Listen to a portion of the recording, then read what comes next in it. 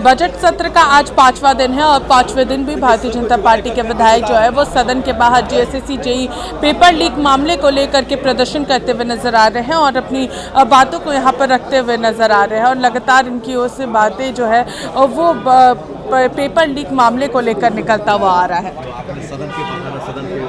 क्या मुद्दा है?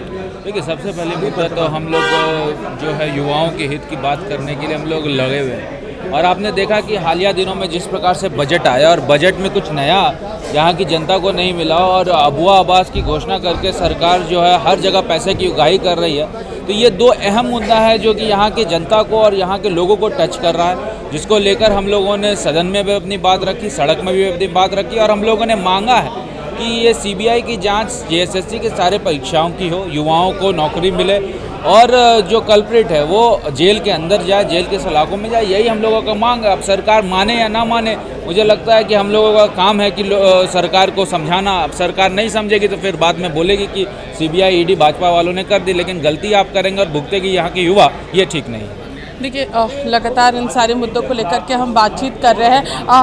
अमित जी से हम लोग आगे भी बातचीत करेंगे क्योंकि यहाँ पर सवाल भी लगातार उठ रहे हैं पूरे मामले को लेकर के और यहाँ पर चीज़ें जो है वो साफ तौर पर इस तरीके से निकल रही है क्योंकि जो आज इस वक्त बाहर विधानसभा का घेराव कर रहे हैं उन्होंने एक बात कही है कि वो बहुत जल्द आत्मदाह का कार्यक्रम करने जा रहे हैं क्योंकि वो लोग घर परिवार जो है वो नहीं चला पाते हैं। सर, पंचायत सचिवालय स्वयं सेवकों ने अल्टीमेटम दिया कि अगर 2 मार्च तक हमारी मांगें पूरी नहीं हुई तो हम लोग आत्मदाह करने के लिए मजबूर हो जाएंगे। बिल्कुल, ये सरकार किसी भी कर्मचारी हो या युवाओं का किसी भी बात सुनने वाली नहीं है। ये हर मामले में फेल है। इसीलिए हम लोग हमेशा सदन के बाहर और अंदर भी विरोध कर रहे हैं कि यहाँ के युवाओं को, यहाँ के बेरोजगारों को, यहाँ के कर्मचारियों को सबको मैंने उसका समाधान किया जाए और जब तक नहीं करेगी ये सरकार हम लोग आंदोलन करते रहेंगे।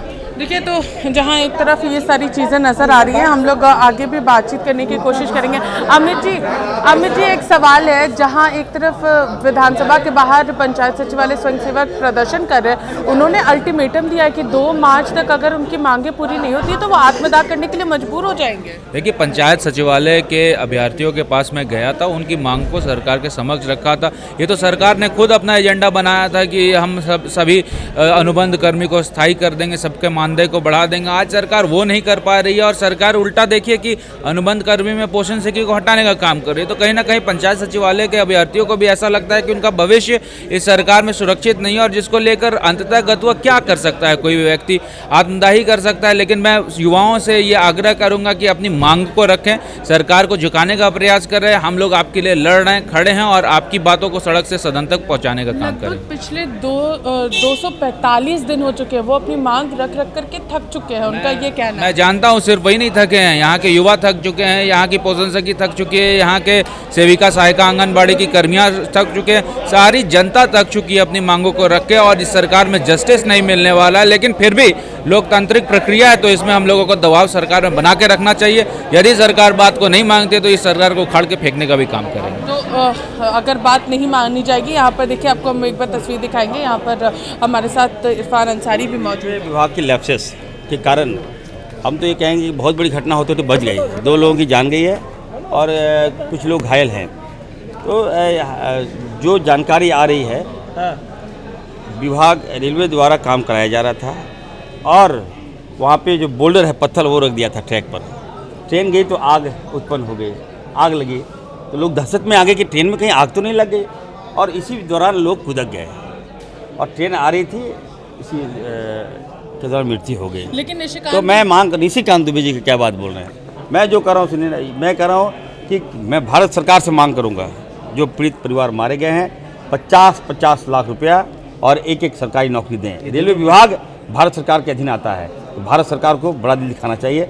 मैं झारखंड सरकार से भी अभी सदन में मांग करूँगा कि थोड़ा आप भी थोड़ा मदद करें। मरने वाले लोग सुनते हैं बिहार के हैं तो कहीं की भी हो, जान तो चली गई।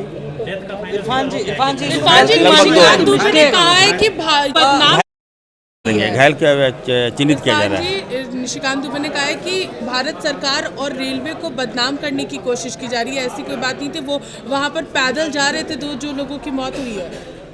देखिए, भारत सरकार का क्या निशिकांत दुबे जी एजेंट है क्या? प्रवक्ता हैं कि भारत सरकार का। रेलवे विभाग के लैप्सेस से लोग मारे गए हैं, कम से कम निशिकांत जी को सहानुभूति बरतना चाहिए। जो लोग मारे गए हैं हमारे लोग हैं, हमारे बच्चे हैं, और आगे आना चाहिए, कम से कम मुआवजा दिलाना चाहिए भारत सरकार से। तो इस तरह की राजनीति नहीं करनी चाहिए। देखिए यहाँ पर इरफान अंसारी, और हम लोग इधर फिर सीधे बातचीत भी करेंगे और कोशिश करेंगे लोगों से भी आगे बातचीत करें, क्योंकि यहाँ पर चीज़ें जो हैं वो फ़िलहाल हम लोगों को देखने को मिल रही है। क्योंकि आपको बता दें कि फ़िलहाल ये जो जामताड़ा में 2 लोगों की मौत हुई थी रेलवे में ट्रेन की जो दुर्घटना हुई उसको लेकर के, और उसके बाद फिर ये तस्वीर नज़र आ रही है सदन की। ये पूरी तस्वीर हम आपको दिखा रहे हैं जहाँ पर लगातार जो है वो बातचीत करने का भी हम प्रयास कर रहे हैं। क्योंकि आपको बता दें कि सदन के बाहर Bharatiya Janata party JCC JEE paper leak मामले को लेकर के प्रदर्शन कर रही है, लेकिन विधानसभा के बाहर जो कई सारे पंचायत सचिवालय स्वयंसेवक के कर्मी जो है वो आत्मदाह करने की बात कर रहे हैं। तो हम लोग बीजेपी के विधायकों से बातचीत आगे भी करने की कोशिश करेंगे, क्योंकि ये मुद्दा जो है वो लगातार अब बढ़ता नज़र आ रहा है, और यहाँ की पूरी बातें जो है वो हम लोगों को देखने को मिल रही है। यहाँ पर हमारे साथ अनंत ओझा भी मौजूद हैं, हम लोग इनसे भी बातचीत करेंगे, क्योंकि जो पूरा मामला था इसको लेकर के उन्होंने भी कहा था कि हम लोग पूरी तैयारी कर रहे हैं और चीज़ें जो है वो हम लोगों को यहाँ पर देखने को मिल रही है। तो हम लोग यहाँ पर बातचीत करते हैं और इनसे भी जानने की कोशिश करेंगे, क्योंकि जिस तरीके से पिछले 245 दिनों से पंचायत सचिवालय स्वयंसेवक जो है वो प्रदर्शन कर रहे हैं, अपनी मांगों को रख रहे हैं। अनंत जी, पंचायत सचिवालय स्वयंसेवक के कर्मियों ने अल्टीमेटम दिया है कि 2 मार्च से पहले अगर हम लोगों की मांगें पूरी नहीं होती है तो वो मजबूर हो जाएंगे आत्मदाह करने के लिए। नहीं, ये तो लोकतंत्र के लिए घोर चिंताजनक है कि एक इतनी बड़ी आबादी जो राज्य सरकार को लगातार सहयोग कर रही है, और इस तरह का उसकी आवाज़ सत्ता शीर्ष में बैठे हुए लोग, सरकार गूंगी बहरी बनी हुई है, उनकी आवाज़ को सरकार सुनने का काम नहीं कर रही है। इसलिए गूंगी बहरी सरकार की इस आवाज़ को लोकतांत्रिक तरीके से करना चाहिए, और इस प्रकार का आत्मघाती कदम हमारा भी विनम्रता आग्रह है कि वो अवसर नहीं उठाए, और निश्चित रूप से नौजवानों को सवाल को हम सदन के माध्यम से भी सरकार को ध्यान आकृष्ट कराने का काम करेंगे। देखिए, तो ध्यान आकृष्ट कराने का काम करेंगे, और यहाँ पर आगे की भी पूरी तस्वीर दिखाते हैं जहाँ पर अन्य कई बीजेपी के विधायक जो है वो यहाँ पर पहुँच रहे हैं, और उनसे भी हम लोग बातचीत करेंगे। और मनीष जायसवाल जो है वो इस वक्त हम लोग सभी लोगों को देखने को मिल रहे हैं। फ्री करती है, दूसरी तरफ रेट बढ़ा देती है।